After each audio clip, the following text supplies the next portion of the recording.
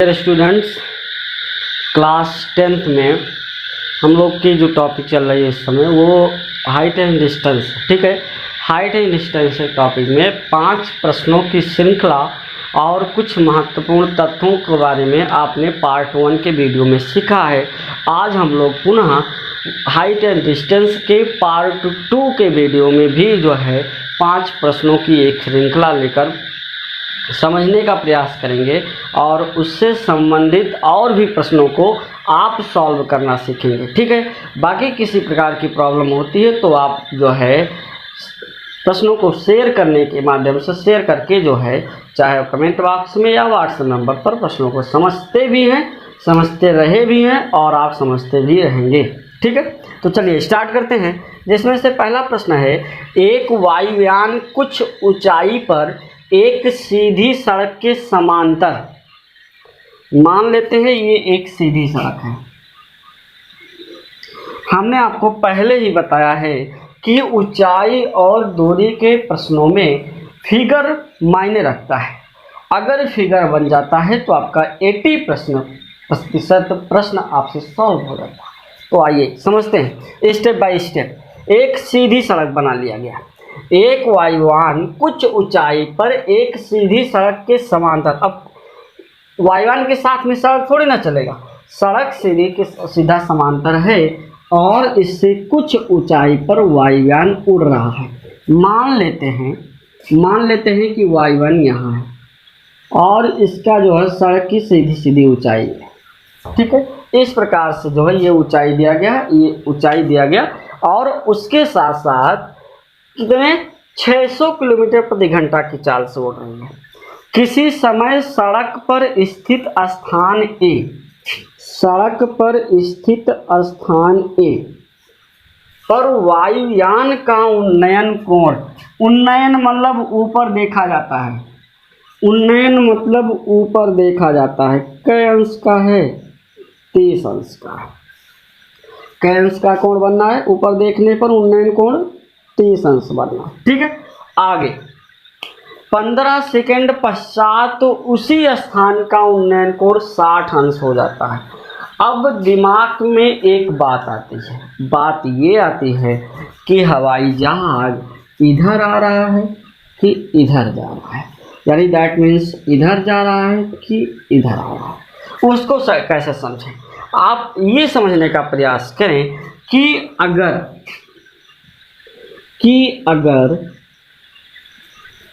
कोण बढ़ रहा होगा तो जहाज इधर आएगी, तो 30 अंश से कोण बढ़ता जाएगा। और अगर कोण घट रहा होगा तो जहाज इधर जाएगी, तो इधर जाते समय कोण इसका घट रहा होगा। क्यों? क्योंकि उन्होंने कहा है कि उसी स्थान ए का उन्नयन कोण, ये फर्स्ट पोजीशन नहीं चेंज होना है, केवल हवाई जहाज उड़ रहा है।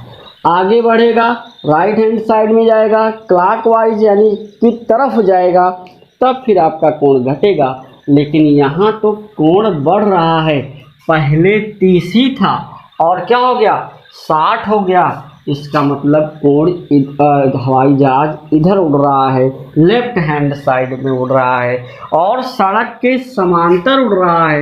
इसका मतलब कुछ इस प्रकार से समांतर बनाई जाए रेखा, समांतर रेखा बनाई जाए, इस प्रकार से जहाज उड़ रहा है। किस दिशा में? इस दिशा में। ठीक है, आगे उन्होंने क्या कहा है? 15 सेकेंड पश्चात उसी स्थान से जहां तक जहाज उड़ रहा है, किसी स्थान, मान लेते हैं ये स्थान क्या है? डी है। इसका जो उन्नयन कोण बनेगा, ठीक है, इसका जो उन्नयन कोण बनेगा, अब इसका उन्नयन कोण ऐसे थोड़ी ना बनेगा, इसका भी ऊर्ध्वाधर ऊंचाई दिया जाएगा।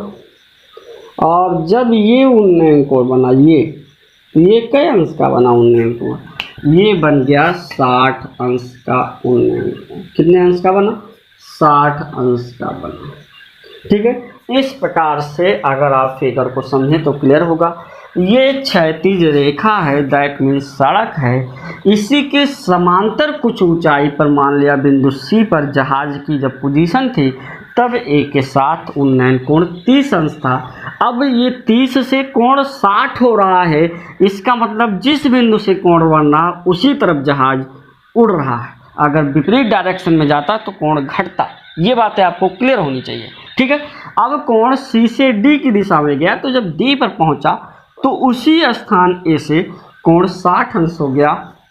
इसके लिए भी एक ऊर्ध्वाधर लाइन चाहिए, तो माना गया कि ये ऊर्ध्वाधर लाइन कौन सी है, ठीक है, डी है और डी ई। इस प्रकार से आपका फिगर तैयार होता है। आप कहेंगे माना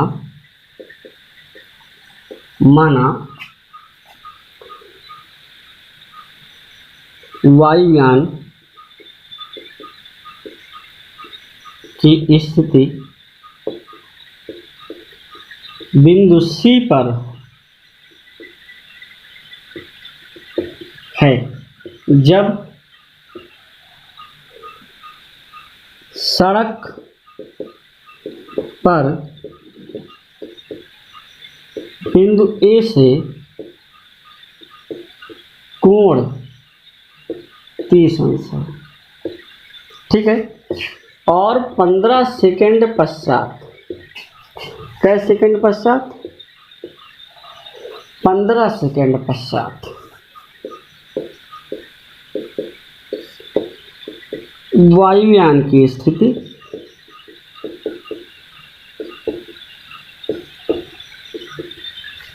बिंदु डी पर है, जिसका क्षैतिज में स्थित उसी बिंदु ई से उसी बिंदु ए से कोण 60 अंश है। कै अंश है? 60 अंश, ठीक है। ये बातें क्लियर होनी चाहिए। माना वायुयान की ऊर्ध्वाधर ऊंचाई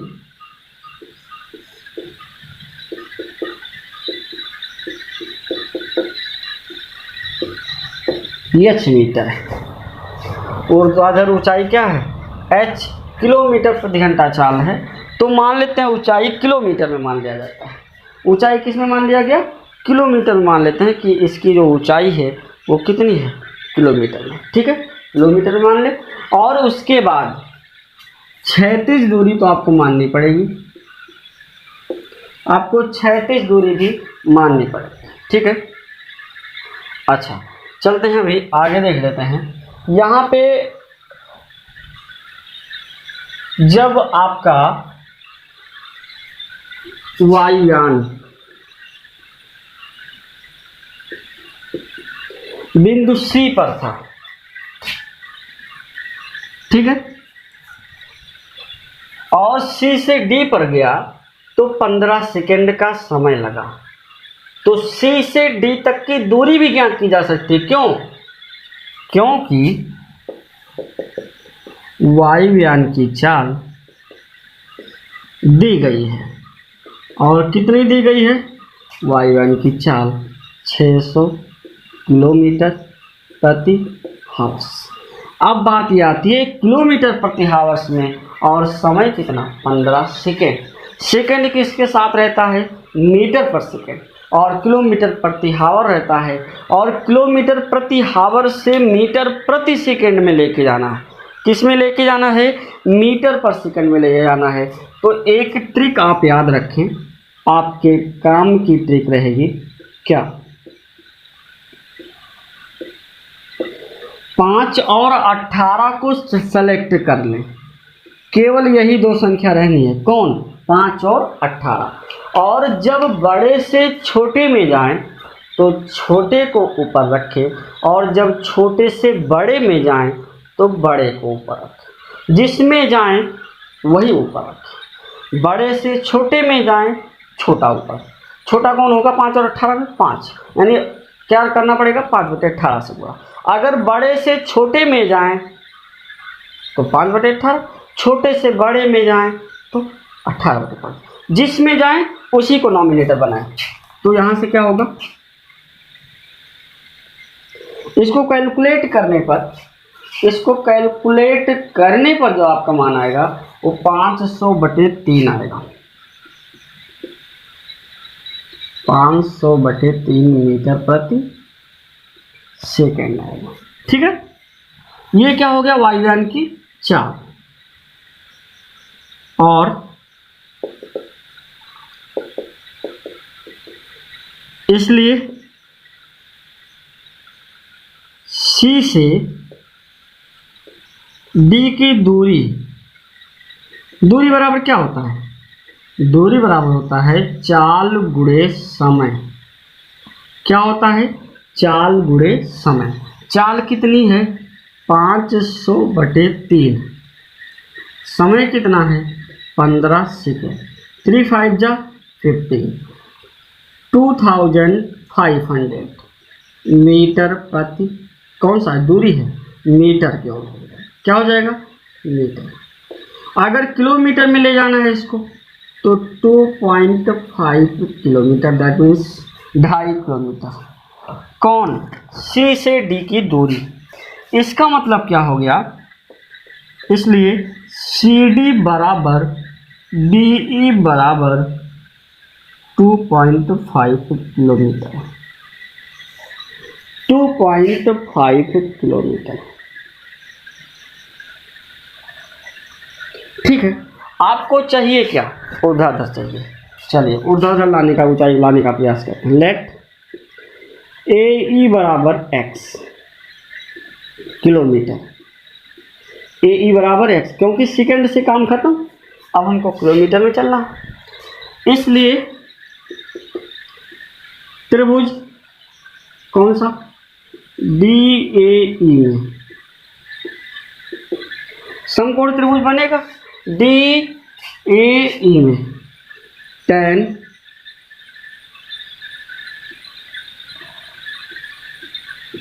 60 अंश बराबर, यहाँ h है तो ये भी h होगा। ठीक, DAE बराबर DE अपान लंब बटे आधार AE, tan 60 अंश का मान √3 h अपान x, h अपान x। ठीक है, इसका मतलब क्या चाहिए आपको, जरा बताइए क्या चाहिए, h चाहिए, x को गायब करना पड़ेगा। x बराबर h अपान √3, इक्वेशन नंबर फर्स्ट। अगेन पुनः कौन से समकोण त्रिभुज में, इन right angle triangle CAB, tan 30 अंश h upon that means BC upon AB, तो tan 30 अंश का मान 1/√3, BC AB का मान कितना होगा, x + 2.5। ठीक है, तो इसको हम लोग जो है यहाँ लिखने का प्रयास करते हैं। यहाँ से देखें x + 2.5 = क्या मिलेगा, √3h। ठीक है, x का मान कितना है, यहाँ से देखें h अपान √3, और ये इधर आएगा तो एक मिनट रहने दें इसको, आ गया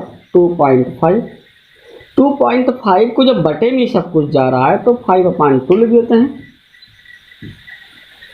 इसका मतलब √3h कॉमन ले लें तो √3 - 1/√3 = 5/2, h 3 - 1 2/√3 = 5/2, h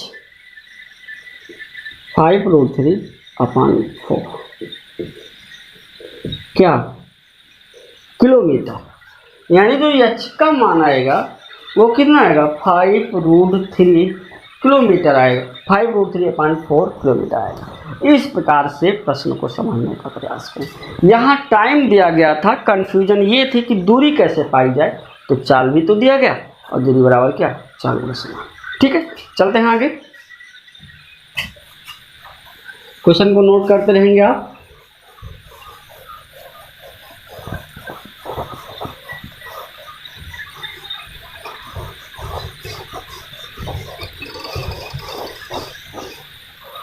चलो नेक्स्ट प्रश्न है, एक ऊर्ध्वाधर खंभा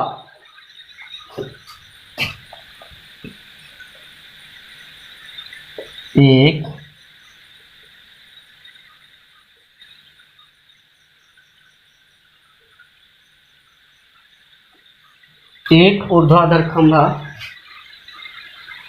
अपने पाद के तल में स्थित,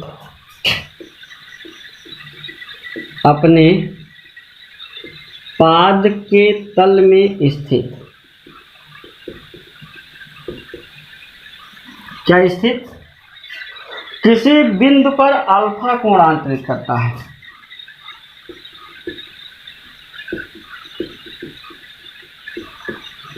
कितना, अल्फा कोण आंतरित करता है। ठीक है, तथा एक ए मीटर लंबा आदमी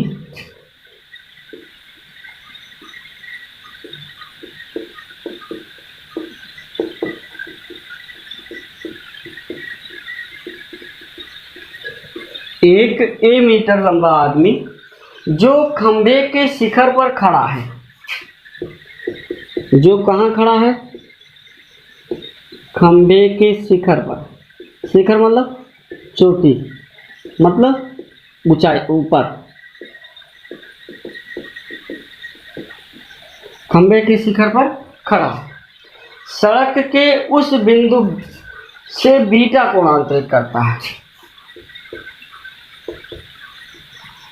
सड़क के उस बिंदु से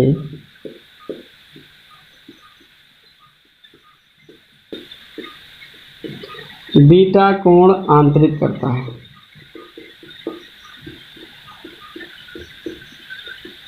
कितना कोण, बीटा कोण आंतरित करता है। सिद्ध कीजिए कि खंभे की लंबाई, प्रूव दैट, आधा अंग्रेजी आधा हिंदी, खंभे की लंबाई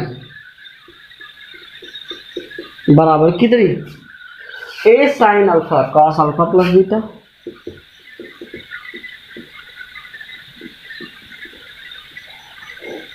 अपॉन साइन बीटा मीटर। ये जो है खंभे की ऊंचाई आपको फाइंड आउट करनी है। क्या फाइंड आउट करनी है, खंभे की ऊंचाई। ठीक है, चलिए फिगर पे ध्यान देते हैं। एक ऊर्ध्वाधर खंभा अपने पाद से, ऊर्ध्वाधर खंभा बना दीजिए, पाद मतलब अपने पैर से यानी क्षैतिज रेखा से। ठीक, खंभे का नाम दे दिया जाए। चलिए ए बी खंभा है, ए बी क्या है, खंभा है, और ए सी क्या है, क्षैतिज में है। ठीक है, शिखर पर अल्फा कोण आंतरित करता है।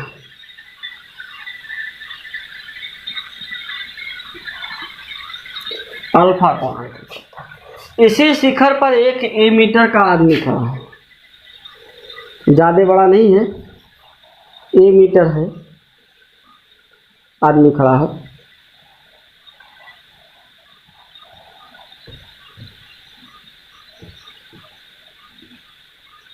ठीक है, उस बिंदु से ये आदमी का जो कितना अंश का कोण बनना है,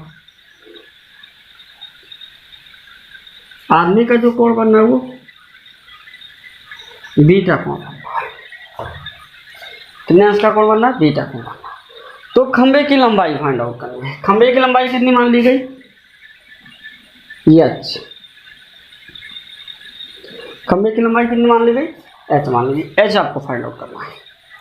और ये आधार की दूरी कितनी मानी गई, एक्स। आधार की दूरी कितनी मान ली गई, एक्स मान। चलिए स्टार्ट करते हैं। चित्र के अनुसार या चित्र से समकोण त्रिभुज, कौन से समकोण त्रिभुज में, ए सी बी में, ए सी बी में ये ज्ञात करना है, tan alpha tan alpha is equal to लंब बटे आधार H upon X, X is equal to H cot alpha, H cot alpha. ये question number first. Okay, second क्या दिया जाए, इन राइट एंगल ट्राइंगल कौन सा,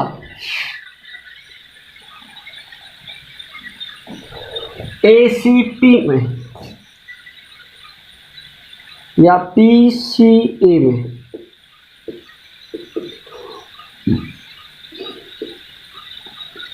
tan alpha plus beta is equal to A plus H upon x, A plus H upon x. ठीक है, इसका मतलब क्या होगा यहां से, tan alpha plus beta is equal to A plus H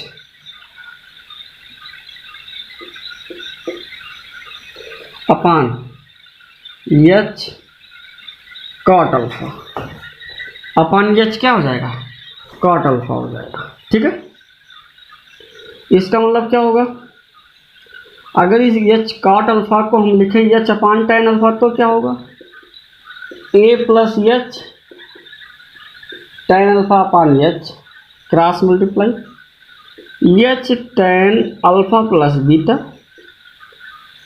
plus A tan sorry is equal to A tan alpha plus H tan alpha. It is clear, then H tan alpha plus beta minus tan alpha, okay, is equal to A tan alpha, is equal to क्या हो जाएगा, A tan alpha हो जाएगा। इतनी बातें तो आप समझ लीजिए, इतनी बातें आपको समझ में आनी चाहिए। ठीक है, अब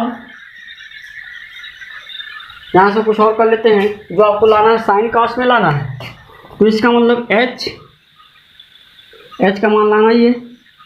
चलिए अभी रहने देते हैं, यहीं से सॉल्व करते हैं। यहाँ क्या होगा, sine alpha plus beta upon cos alpha plus beta minus sine alpha upon cos alpha is equal to A sine alpha upon cos alpha. Okay, next यहाँ मल्टीप्लाई करेंगे, sine alpha plus beta cos alpha minus cos alpha plus beta sine alpha upon cos alpha plus beta cos alpha is equal to A sine alpha upon cos alpha, cos alpha cancel on both side in denominator, then are cancel। Nominator में क्या होगा, H sine A cos B minus cos A sine B, sine A minus B upon cos alpha plus beta upon cos alpha plus beta is equal to A sine alpha. Then it is clear. Next alpha cancel, h is equal to denominator transfer होने पर nominator A sin alpha cos alpha plus beta upon sine beta. ठीक है, I hope this point will be clear to you. ठीक है, इसका मतलब क्या हुआ कि इस प्रकार से आप इस टॉपिक को समझ सकते हैं। फिगर केवल बनाना आवश्यक था, चूँकि पोल आधार से किसी बिंदु से अल्फा कोणांतरित कर रहा था, पोल के शिखर पर एक व्यक्ति खड़ा था उसी बिंदु से, तो पोल के शिखर पर जो व्यक्ति था उसका पाद कौन है, उसका पाद की जो रेखा बनेगी, पैर की जो रेखा बनेगी वो क्या काम करेगा, वो काम करेगा पोल के हाइपोटेनियस वाली लाइन, पोल के हाइपोटेनियस वाली लाइन काम करेगा, वहां से बीटा को आगे। ओके ठीक है। चलिए नेक्स्ट प्रश्न है, एक मीनार AB के आधार से, एक मीनार AB के आधार से, चलिए एक मीनार AB के आधार, ठीक है, AB के आधार से A मीटर और B मीटर, तो मान लेते हैं ये A मीटर की दूरी है, और फिर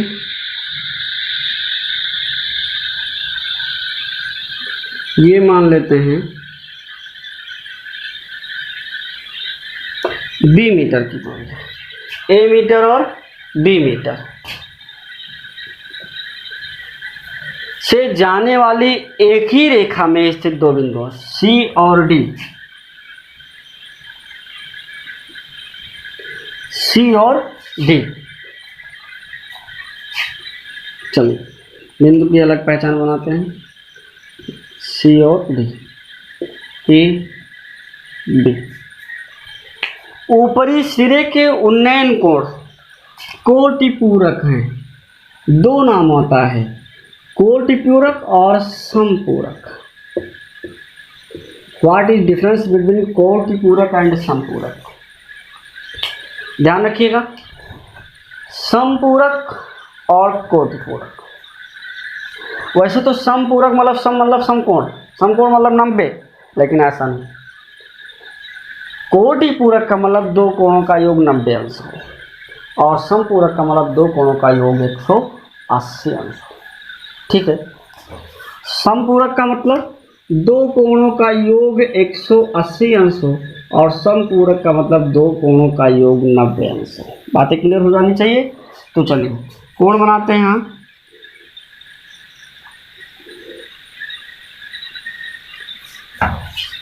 कोटिपूरक है, एक अगर थीटा होगा तो दूसरा 90 माइनस थीटा होगा, तभी तो दोनों कोणों का योग कितना हो जाएगा 90।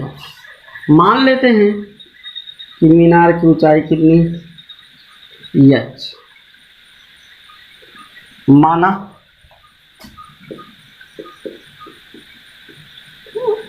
मीनार की ऊंचाई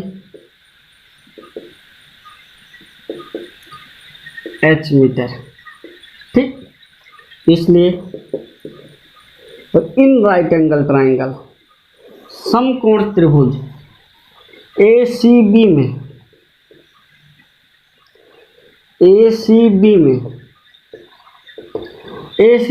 tan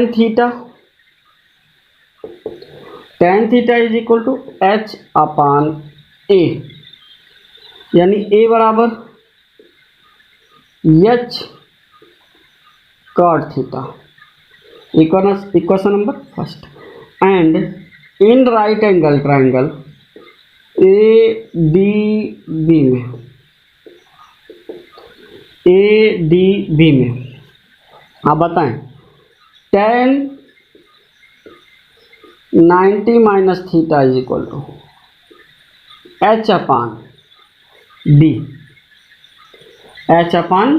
b, क्योंकि दूरी हमेशा इनिशियल पॉइंट से ली जाती है। Cot theta is equal to h upon b। यहां से कॉट थीटा क्या आएगा?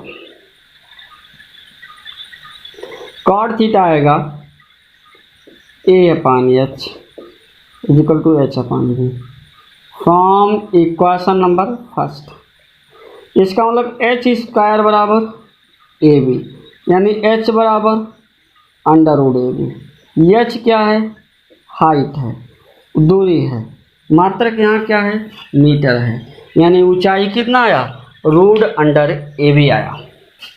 If next of point, if A is equal to 18 metre and B is equal to 32 metre, so that h is equal to root A B is equal to root under 18 into 32 root under 2 3 जा 9 3 जा 6 3 जा 18 plus sorry into 2 2 जा 4 4 2 जा 8 8 2 जा 16 16 2 जा 32 ठीक। 1 half pair, second pair, third pair, fourth pair. इसका मतलब 2 इंटू 3 इंटू 2 इंटू 2 2 2 जा 4 2 जा 8 3 जा 24 h इज इक्वल टू 24 आएगा। कब? जब a इज इक्वल टू 18 और b इज इक्वल टू 30 होगा। बाकी a और b है तो रूट अंडर a भी आएगा। यही बातें शायद आपको प्रूफ करनी थी। ओके, चलते हैं अब नेक्स्ट प्रश्न पर। अगले प्रश्न की तरफ बढ़ते हैं।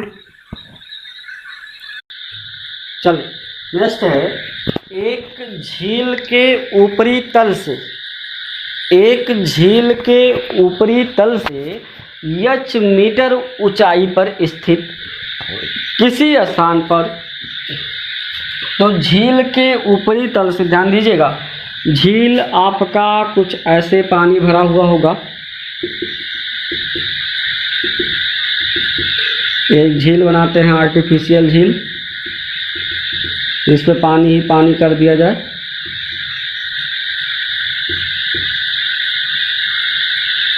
चलिए, एक झील का मान लेते हैं ऊपरी सतह। तो झील के ऊपरी सतह, ऊपरी तल से h मीटर ऊंचाई पर, अभी भी कहाँ तक जाना है? h मीटर ऊंचा जाना है।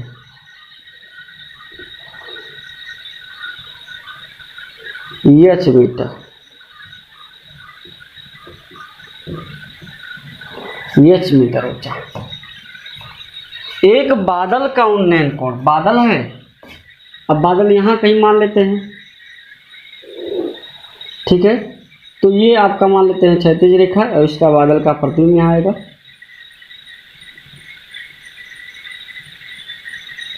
उन्नयन कोण कितना है? अल्फा। उन्नयन कोण कितना? अल्फा, ठीक है। और इसी बिंदु से तथा झील में उसके प्रतिबिंब, झील में उसके प्रतिबिंब का जो कोण है, अवनमन कोण, वो कितना है? बीटा। फिर से, एक झील के ऊपरी तल से h मीटर ऊंचाई पर स्थित किसी स्थान पर एक बादल का उन्नयन कोण अल्फा तथा झील में उसके प्रतिबिंब का अवनमन कोण कितना है? बीटा है। मान लेते हैं ए है, ये बी है, बी डैश, ठीक है, ये P है, ये Q, ये D। सारे पॉइंट्स क्लियर हो गए। फिर कुछ ऐसा बना है कि झील के ऊपरी तल से h मीटर ऊंचाई से बादल का उन्नयन कोण अल्फा है और उसी बिंदु से झील का परछाई अवनमन कोण कितना, प्रतिबिंब का अवनमन कोण बीटा है। उस स्थान से बादल की दूरी, दैट मीन्स क्या? ए बी ज्ञात करना है। क्या ज्ञात करना है? A B. ऊर्ध्वाधर का नाम इन्होंने नहीं लिया, केवल दूरी ज्ञात करना है, दैट मीन्स ए बी ज्ञात। चलो, ये h होगा, ये भी कितना होगा? h होगा। ये मान लेते हैं कितना है? x है। कितना मान लेते हैं? x है, ठीक है। अब x मान लेते हैं तो ये दूरी कितनी होगी? या इसी को आप एक साथ माने तो ज़्यादा बेटर होगा। क्यों? क्योंकि मैथ्स में हम लोग जो ये शैडो बनेगा इसका, उसकी भी लंबाई कितनी मानेंगे हम लोग? उस वस्तु की लंबाई के बराबर मानेंगे। अगर आपने पढ़ा भी होगा और याद भी होगा कि प्रतिबिंब बराबर किस स्थिति में बनता है? जब आपकी वस्तु अवतल दर्पण के सामने वक्रता केंद्र पर रखी होती है। तो ऐसा कुछ मान करके हम लोग ये मानते हैं कि प्रतिबिंब हमारा क्या है, बराबर है, जबकि इसमें से ये दूरी दी गई है कितनी, ये चीज। ओके, नेक्स्ट, इन राइट एंगल ट्रायंगल BAD में tan अल्फा, खुश tan अल्फा,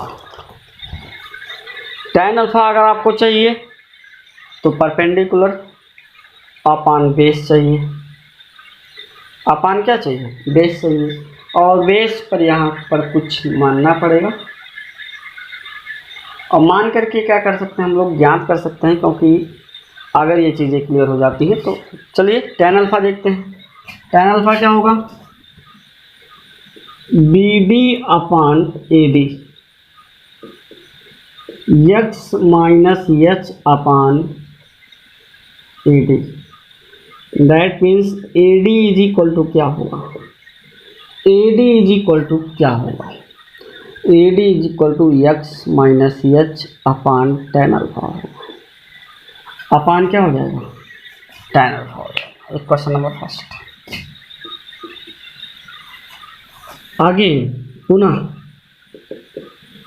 इन right angle triangle DAB dash में, DAB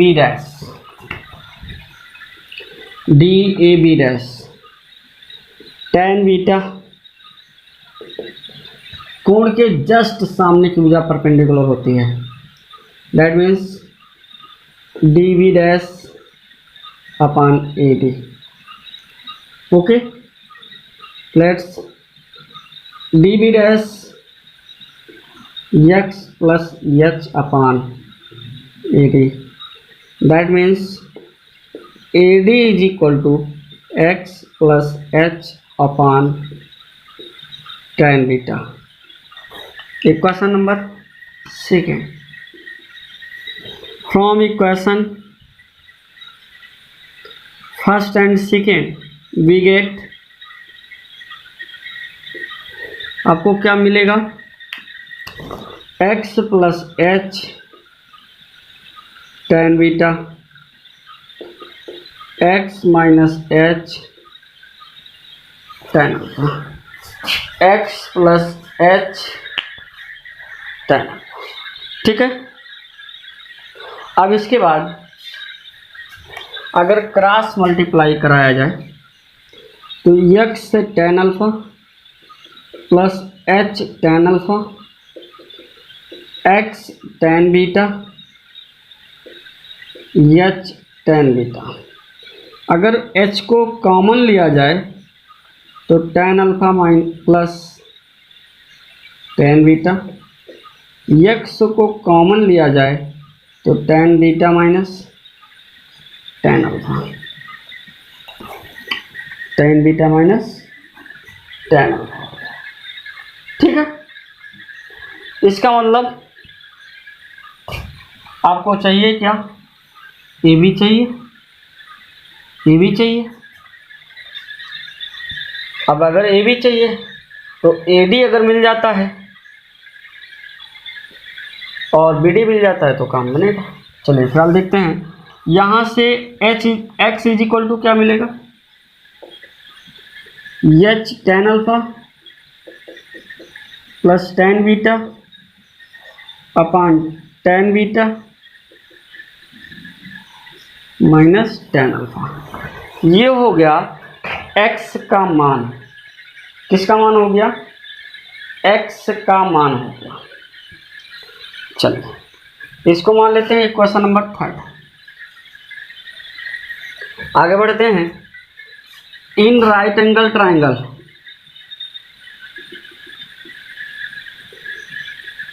VAD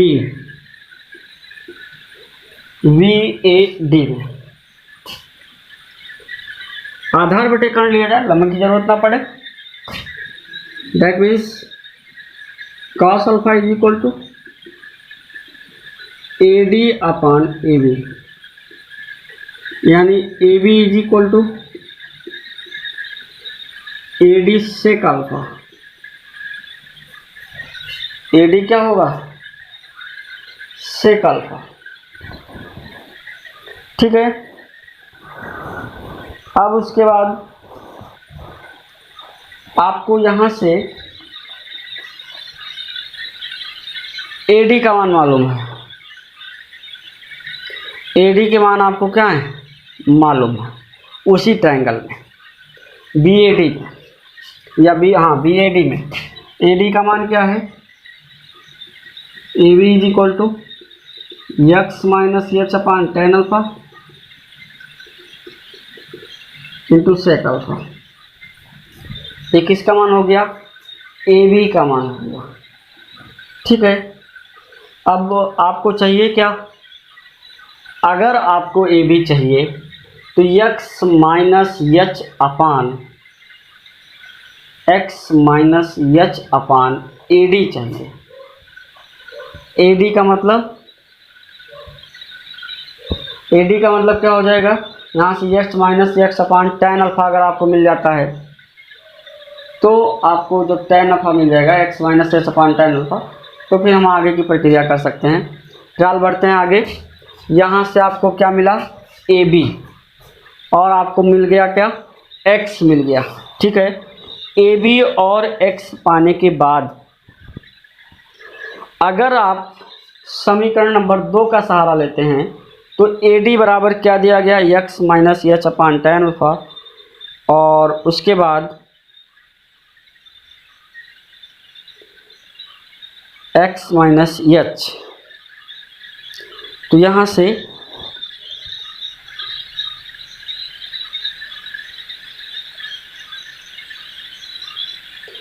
से जो है और आप मान को रख सकते हैं। चलिए देखते हैं। From equation number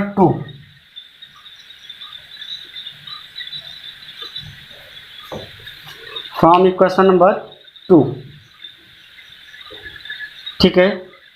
A B का मान पता आपको एक्स प्लस एच है। इक्वेशन नंबर 2 में क्या है? एक्स प्लस एच दिया गया है। ठीक है। तो फ्रॉम इक्वेशन नंबर 2 में क्या है? थर्ड में देखते हैं। थर्ड में आपका है x is equal to H tan alpha plus beta tan beta upon tan beta minus tan alpha. ठीक है। उसके बाद जो आपको मिला ए बी का मान कितना आया? x minus H upon tan alpha into sec alpha. इसका मतलब अगर हम लोग समीकरण 3 से x का मान ले आके यहाँ रख दें तो x को गायब करने पर तुरंत हमको ए बी अपना प्राप्त हो जाएगा। ए बी को हम पा सकते हैं। ठीक है। तो चलिए प्रश्न को मिटाते हैं यहाँ से और समझने का प्रयास करते हैं। फिगर भी आप बना लीजिएगा, फिगर भी हटा देते हैं यहाँ से। ठीक है। From equation third and fourth we get AB is equal to x h upon h into tan alpha plus tan beta minus h के साथ में इसका गुणा होगा क्रॉस मल्टीप्लाई में tan beta minus tan alpha upon tan beta tan alpha into tan alpha into sec alpha into क्या हो जाएगा? सेक अल्फा हो जाएगा। अब देखें tan alpha H tan alpha plus H tan alpha two H tan alpha H tan beta minus H tan beta cancel हो जाएगा।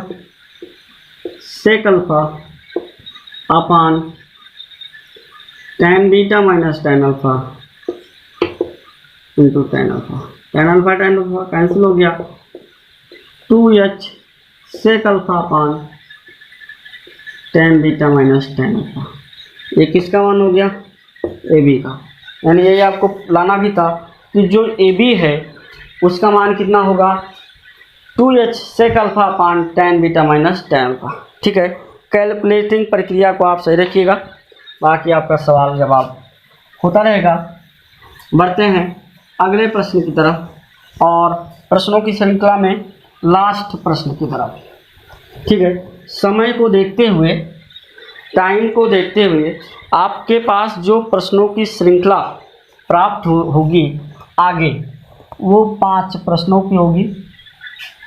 Part अलग अलग कर लिए जाएंगे, प्रश्न आपको कम नहीं बताए जाएंगे, ये श्योर है। प्रश्नों की ढेर सारी जो है श्रृंखलाएं बताई जाएंगी, बट अलग अलग पार्ट में। ठीक है, एक ऊर्ध्वाधर खड़ी मीनार का उसके क्षैतिज, एक ऊर्ध्वाधर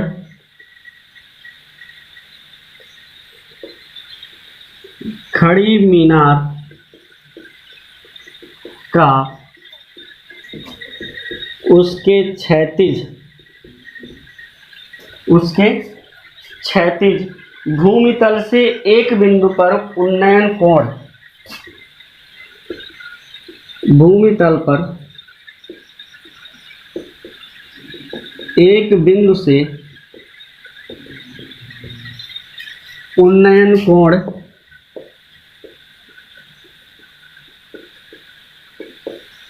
थीटा है और उस बिंदु से सीधे मीनार की ओर, उस बिंदु से सीधे मीनार की ओर, मीनार की ओर 192 मीटर चलने पर,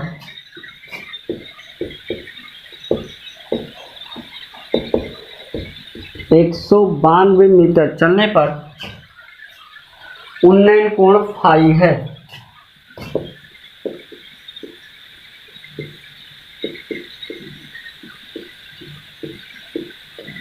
फाई है यदि tan थीटा बराबर